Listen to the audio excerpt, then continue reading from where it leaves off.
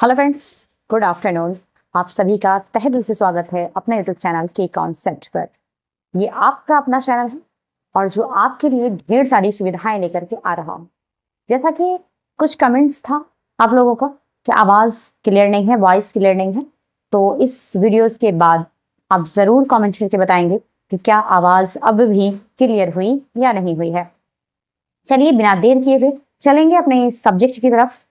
आज जो सब्जेक्ट है हमारा इतिहास है। इससे पहले सुबह प्रतिदिन 10 बजे हिंदी व्याकरण की क्लास अपलोड कर दी जाती है।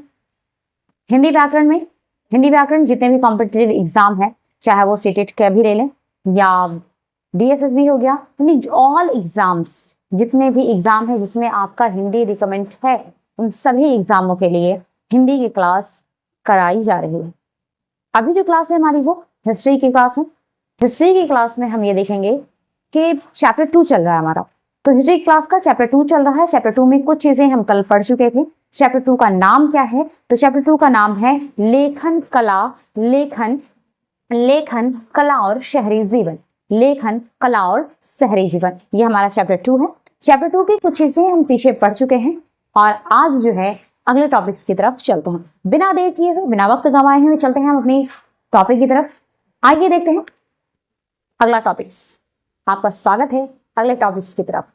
चलें, टॉपिक है हमारा मेसोपोटामिया, यानी मेसोपोटामिया के प्राचीन नगर। मेसोपोटामिया का प्राचीनतम नगर, यानी मेसोपोटामिया जो है उसकी प्राचीनतम नगर कैसी थी, लोग वहां किस तरीके से निवास करते थे, प्राचीन का जो काल है मेसोपोटामिया का वो किस तरीके का हुआ करता था, बस इसी के बारे में आज हमें पढ़ना है। आइए देखते हैं। जैसा कि इस सभ्यता में नगरों का निर्माण 3000 ईसा पूर्व में आरंभ हो गया था। मतलब मेसोपोटामिया का जो निर्माण है, यानी मेसोपोटामिया जो नगर है, इसका निर्माण उस सभ्यता के अंतर्गत कब हो गया था? तो 3000 ईसा पूर्व पहले हो गया था। उरूक, उर और मारी इसके प्रसिद्ध नगर थे। ये आप याद कर लेंगे क्योंकि ये ऑब्जेक्टिव्स में भी आते हैं। ऑब्जेक्टिव्स में भी इनकी जो क्वेश्चंस है बनाई जा सकती है। जिस तरीके से क्या कह रहा है, तो उरूक, उर और मारी, उरूक, उर, मारी, ये 3 नगरों के नाम है। ये 3 नगरों के नाम है और कुछ नहीं है, इसको नगर के नाम है और किसी व्यक्ति का नाम नहीं समझ लीजिएगा आप लोग। ये नगर के नाम है उरूक, उर, मारी। उरूक, उर, मारी, ये तीनों जो है बहुत ही प्रसिद्ध थे। कहाँ प्रसिद्ध थे? तो ये मेसोपोटामिया में। कहाँ? तो मेसोपोटामिया में, जो मेसोपोटामिया की जो सभ्यता थी वहां ये तीनों नगर क्या है, बहुत ही प्रसिद्ध हुआ करते थे। आइए अगला है, यहाँ उर नगर में नगर योजना पद्धति का अभाव था। कहा क्या जा रहा है कि उर नगर में, किस नगर में? उर नगर में नगर योजना पद्धति का अभाव हुआ करता था। जैसा कि अभी हम देखे हैं कि 3 नगर प्रसिद्ध थे। 3 नगरों में कौन कौन से नगर है? तो 3 नगरों में पहला नगर क्या है? तो उरूक, दूसरा उर और तीसरा मारी। पहला उरूक, दूसरा उर और तीसरा क्या है? मारी है। तो बात यहाँ हो रही है केवल उर की, कि यहाँ उर नगर में नगर योजना पद्धति का अभाव था। किस पद्धति का अभाव था? तो नगर योजना पद्धति का। किस पद्धति का अभाव था? तो नगर योजना पद्धति का क्या था? तो अभाव था। नगर योजना पद्धति का अभाव उर नगर में था।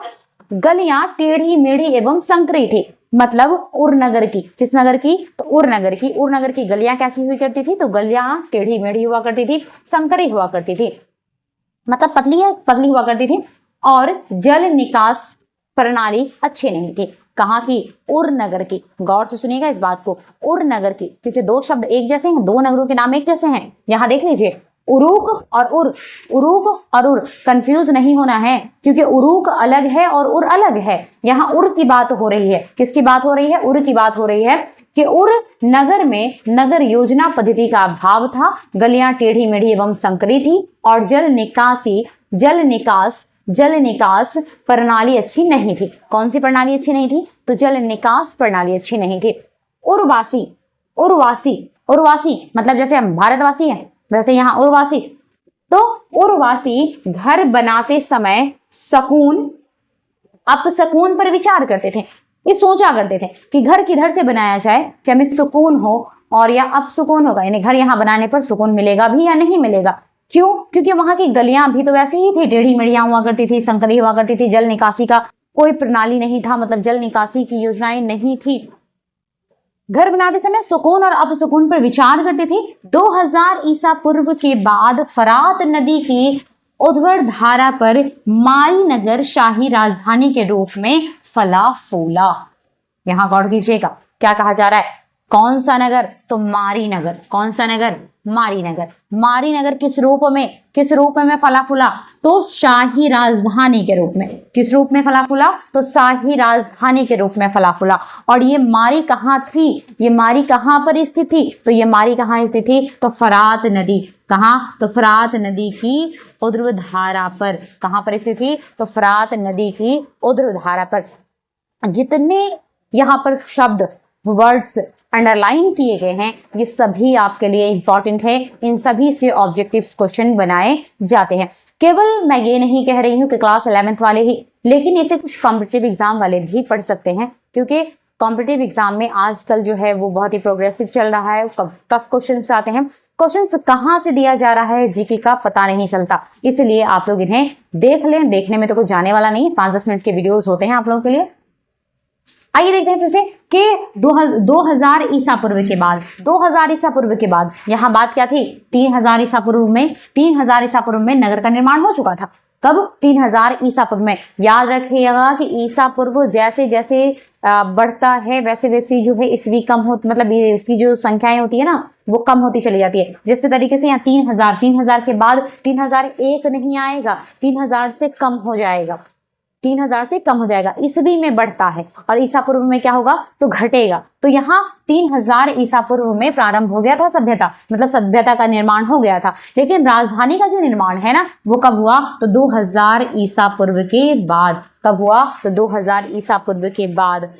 किस नगर, यानी कौन सा नगर ऐसा है जो शाही राजधानी का रूप लिया, कौन सा नगर है जो शाही राजधानी का रूप लिया, तो कौन सा नगर हो जाएगा, मारी नगर। कौन सा नगर हो जाएगा, मारी नगर। ऊपर ही हम देख चुके हैं कि 3 नगर जो है वो बहुत प्रसिद्ध थे। कौन सा, तो उरूक, उर और मारी। तो मारी नगर किसका रूप ले लिया है, तो मारी नगर किसका रूप लिया, तो शाही राजधानी का रूप लिया था। किसका रूप लिया, शाही राजधानी का रूप लिया। ये मारी नगर कहाँ स्थित था, ये मारी नगर कहाँ स्थित था, तो ये मारी नगर कहाँ, तो फरात नदी के उद्भव धारा पर। कहाँ था, तो फरात नदी के उद्भव धारा पर स्थित था।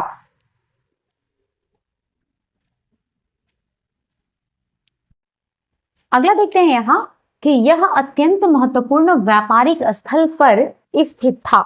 यह की बात कर रहा है, पिछला जो अभी हम देखे हैं यह क्या, तो मारी जो है, मारी नगर है। और ये मारी नगर क्या है, तो अत्यंत महत्वपूर्ण व्यापारिक स्थल पर स्थित है। अत्यंत महत्वपूर्ण व्यापारिक स्थल किस पर स्थित है, व्यापारिक स्थल पर स्थित था। कौन, तो मारी जो नगर है, मारी नगर बहुत ही महत्वपूर्ण और व्यापारिक स्थल पर स्थित था।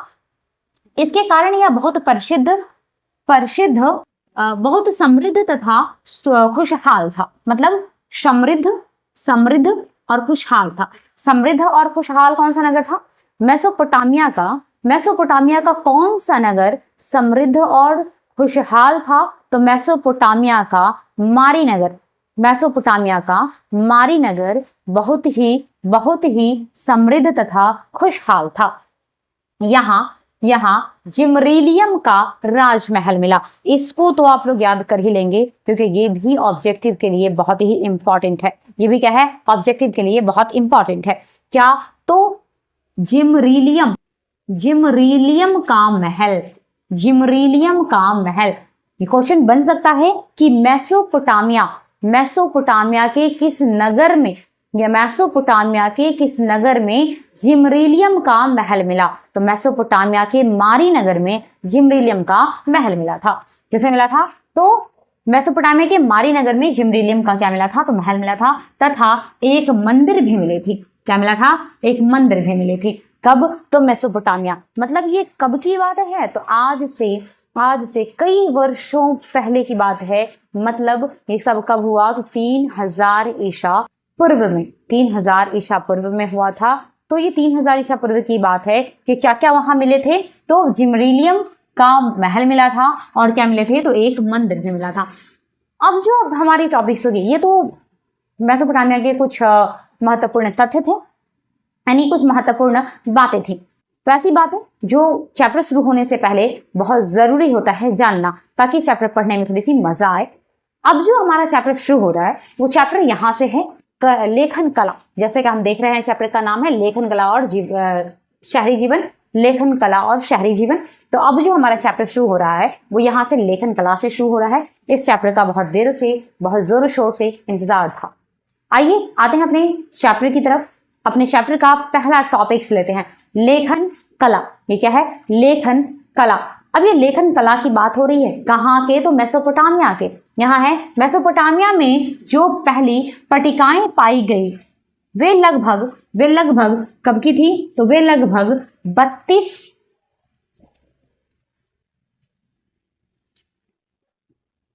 3200 यानी 3200 ईसा पूर्व। कब की थी ये? 3200 ईसा पूर्व की, 3200 ईसा पूर्व की थी।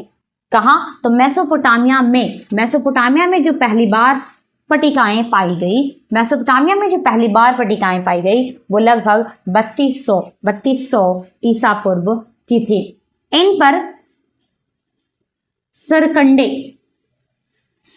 की नोक से, किसे? सरकंडे की नोक से कीलाकार लिपि द्वारा, ये बहुत इंपॉर्टेंट है आप लोगों के लिए, कीलाकार लिपि। कौन? कीलाकार लिपि। ये शायद आप लोगों के लिए नया वर्ड है। ये लिपि है, इस लिपि का नाम कीलाकार है। और ये लिपि कब की है? तो आज से 3200 ईसा पूर्व की, यानी 3200 ईसा पूर्व पहले की बात है। 3200 ईसा पूर्व पहले की बात है। कौन सी लिपि थी वहां? तो कीलाकार लिपि थी। अब जो हमारी अभी जो हमारी हिंदी की लिपि है जिसे हम देवनागरी लिपि कहते हैं, इंग्लिश की लिपि है जिसको हम रोमन कहते हैं, तो ये बहुत ही प्रचलित लिपि है हमारे लिए, हमारे हिंदुस्तान के लिए फिलहाल अभी। तो ये क्या है? तो वो उस समय में मेसोपोटामिया में कौन सी लिपि हुआ करती थी? तो कीलाकार लिपि हुआ करती थी। यहाँ भी ऑब्जेक्टिव क्वेश्चन आप लोगों के लिए बन सकते हैं, यहाँ भी ऑब्जेक्टिव क्वेश्चन बनेंगे, इसे भी याद कर ले तो ज्यादा बेहतर होगा। लिपि द्वारा लिखा जाता था, इन पट्टिकाओं को धूप में सुखा दिया जाता था। मतलब जो पट्टिकाएं लिख दी जाती थी, फिर उसे गीला होने की वजह से उसे धूप में भी सुखाया जाता था। ये बात कब की है? तो ये बात 3200 ईसा पूर्व की है। कब की है? तो ये बातें 3200 ईसा पूर्व की है। और ये स्टार्ट कहाँ से हुआ? तो लेखन कला से। लेखन कला की बातें इतनी ही थी, लेखन कला इतनी ही है। आइए फिर से इसे रिवाइज कर लेते हैं एक बार, ताकि यह क्लास में ही याद हो जाए, घर पे दोबारा पढ़ने की जरूरत ना पड़े। कोशिश करें कि आप लोग इसका हैंड नोट्स बना लें, क्योंकि नोट्स आपके द्वारा बनाया गया अगर होगा तो आपको पढ़ने में बहुत ही सुविधा हो सकती है। आइए दोबारा देख लेते हैं कि मेसोपोटामिया में जो पहली पट्टिकाएं पाई गई थी, मेसोपोटामिया में जो पहली पट्टिकाएं पाई गई थी वो लगभग 3200 ईसा पूर्व की थी, 3200 ईसा पूर्व की थी। इन पर सरकंडे की नोक से पहले जमाने में क्या करते थे कि पहले आज से कई वर्ष पहले, ज्यादा दिन तो नहीं, लगभग सब 50 60 70 वर्ष पहले की बातें हैं, या उससे भी कम की ही बातें होंगी शायद। हम तो नहीं देखे भाई, आप लोगों में से किसी के माता पिता से पूछ ले, शायद उन लोगों ने देखे होंगे।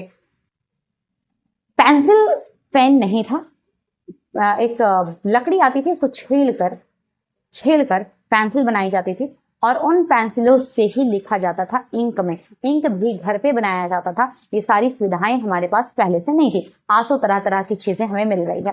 तो वैसे ही सरकंडे हुआ करता था। तो सरकंडे की नोक से, सरकंडे भी एक उस टाइम पे कुछ लकड़ी वगैरह थी, तो उसकी नोक से कीलाकार लिपि में, किस लिपि में? तो कीलाकार लिपि में पट्टिकाएं लिखी जाती थी। किस रूप में? तो कीलाकार लिपि के रूप में पट्टिकाएं लिखी जाती थी, और इन पट्टिकाओं को धूप में सुखा लिया जाता था। इन पट्टिकाओं को किसमें? तो धूप में सुखाया जाता था। तो फ्रेंड्स आज के लिए केवल इतना ही। इस चैप्टर को दो वीडियो में, मिनिमम 2 वीडियो में, थोड़ा लंबा वीडियोस होगा, आप लोग घबराएंगे नहीं, धैर्य बनाकर रखेंगे। इस वीडियो मतलब 2 से 3 वीडियोस में इस चैप्टर को कंप्लीट करवा दिया जाएगा, क्योंकि इसका क्वेश्चन आंसर भी करवाना है। जैसा आपसे मैंने वादा किया है कि ऑनलाइन में ही ऑफलाइन की तरीके से मुझे पढ़ाना है, और आप लोगों तक वो चीजें पहुंचानी है जिसकी जरूरत आप लोगों को है। तो जो भी कंटेंट ये है, ये तो थ्योरी है, लेकिन इसके बाद जितने भी इसके क्वेश्चन आंसर होते हैं, एनसीईआरटी के जितने भी क्वेश्चन आंसर होंगे इतिहास के, वो सारे क्वेश्चन आंसर मैं खुद लिखवाऊंगी और उस तरीके से जो ताकि आपको याद हो सके, एकदम सामान्य भाषा में क्वेश्चन आंसर भी कंप्लीट कराना है मिनिमम। मतलब ये जो हमारा क्लास होगा वो 2 से 3 वीडियोस में सेकंड चैप्टर इतिहास का समाप्त हो जाएगा। सेकंड चैप्टर के समाप्त होने के बाद मैं उम्मीद करती हूँ कि भूगोल भी स्टार्ट कर दूं। भूगोल का एक आध चैप्टर समाप्त होने के बाद रिटर्न से मैं इतिहास भी शुरू करूंगी। थैंक यू, धन्यवाद। अगर आप लोगों को ये वीडियो अच्छी लगती है तो लाइक, सब्सक्राइब एवं शेयर करें। आप लोग साथ बनाए रखें। बाय।